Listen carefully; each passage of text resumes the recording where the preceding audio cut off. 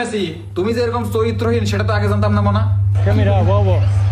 না না, তুমি বললেই তো হবে না তুমি ভালো মানুষ। তুমি কয়টা বিয়ে করন মারাইছো? এই যে বাংলাদেশে তোমার অবৈধ বউ পোলাপান খুঁজে পাওয়া গেছে।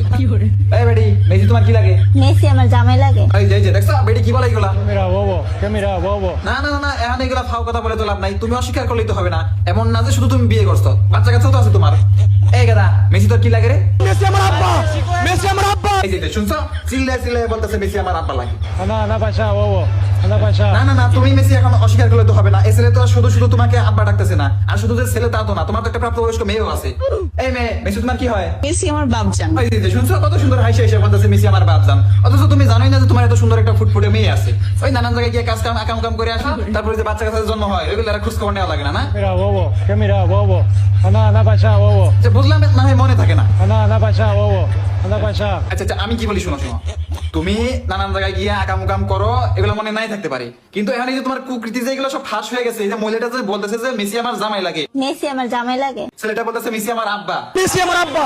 মেয়েটা বলতেছে মেসি আমার বাপজান। মেসি আমার বাপজান। এখন এদের দায়িত্ব তো তোমাকে নিতে হবে মেসি। দায়িত্ব নিতে পারবা না মানে? এটা তুমি কেমন কথা বললা মেসি? না না, আকাম করতে সময় তো বেশ ভালোই মজা পাও। এখন এই বাচ্চা পয়দা আছে, এখন বাচ্চার দায়িত্ব নিতে তো কষ্ট লাগে কেন? ফাইজলামি ফাইনেছো তুমি, হ্যাঁ? ও, বাংলাদেশের মানুষ তোমার একটু ভালোবাসে বলে ওই সুযোগের অসৎ ব্যবহার করতেছো তুমি এখন, হ্যাঁ? ভালোই একটা সুবিধা পাইয়া লইছো তুমি। এখন এই তাল বাহানা বাদ দিয়ে ভালোই দেশে এসে, বাংলাদেশে এসে এই তোমার অবৈধ বউ পোলাপানের বৈধতা দিয়ে যাবা। আর এই পোলাপানগুলোর জন্ম নিবন্ধন বানাই দেবো, বাপের পরিচয় পত্র লাগে, আইসা পোলাপানের জন্ম নিবন্ধন বানিয়ে দিয়ে দাও। আর এই খেলাধুলা বাদ দাও, বয়স তো আর কম হয়েছে না, বাদাই মাগিরি বাদ দিয়ে বউ পোলাপান নিয়ে সংসার করো এসে। আর তুমি যদি না আসো, তোমার নামে আমি মামলা করবো বলে দিলাম। তাও বলো বিশ্বকাপ আসছে বলে এই অবৈধ সন্তানগুলোর বাপের পরিচয় খুঁজে পাওয়া গেল, নাহলে তো তাও পাওয়া যেত না। এজন্য আমি ফিফাকে অসংখ্য ধন্যবাদ জানাই। এই না, তুমি আর কোনো কথা বলো না তো, তোমার কোনো কথা আমি শুনতে চাই না। আমি ভাবছিলাম তুমি একটা ভালো ছেলে, কিন্তু তুমি যে এরকম চরিত্রহীন জায়গায় জায়গায় সন্তান পয়দা করে রাখো সেটা তো জানতাম না। না, আমি বলি তুমি তো একজন ব্যস্ত মানুষ, সব সময় দেখি খেলাধুলা নিয়ে ব্যস্ত থাকো, তার মধ্যে আবার এইসব আকাম করার সুযোগ পাও কখন? আর আকাম যেহেতু করোই, তাহলে ভালো মানের প্রোটেকশন ব্যবহার করো। জানো না একটা দুর্ঘটনা হতে পারে সারা জীবনের কান্না। এখন এই যে দুর্ঘটনা ঘটায় যে দুইটা জন্ম দেয়াইছো, এই দুটার পরিচয় কে দিবে? আইসা এই দুটার কেমনে জন্ম নিবন্ধন তুমি বানাই দিবে? ভালাই আইসে জন্ম নিবন্ধন দুইটা বানাই দিয়ে দাও। এই বাপের পরিচয় ছাড়া আর কদিন চলবে এরা?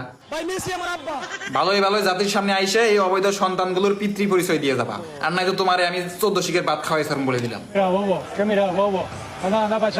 কি তুমি জেল হাজত দেখা ভয় পাও না? সমস্যা নাই, তোমার নামে আমি আমার লিডার নেতা খাইরুল দেওয়ার কাছে বিচার দিব, বুঝলাম? কি বললা তুমি? এটা খাইরুল দেওয়ান বালের নেতা? তোমার একটা চুলো ছিঁড়তে পারবো না। তুমি চেনো আমার নেতারে? চেনো তুমি? আমার নেতা খাইরুল দেওয়ান রানিং প্রধানমন্ত্রী হওয়ার মতো ক্যাপাসিটি রাখে, আর তুমি মেসি 2 টাকার ফুটবল প্লেয়ার হয়ে আমার নেতারে বলো বালের নেতা? এটা তুমি কি কইলা মেসি? আমার নেতা খাইরুল দেওয়ানের লিঙ্গ নাই? এই নেতা আমাদের বলে লিঙ্গ নাই? আমার বলে লিঙ্গ নাই। এটা কি কোনো কথা? এটাই তো কইলো হয়নি যে মেসি। আরে হালার পু, আমার খাইলে যত আব্বা ডাইকা ছাড়বো, এক রাইতে 60 ডারে আব্বা ডাকাইতে।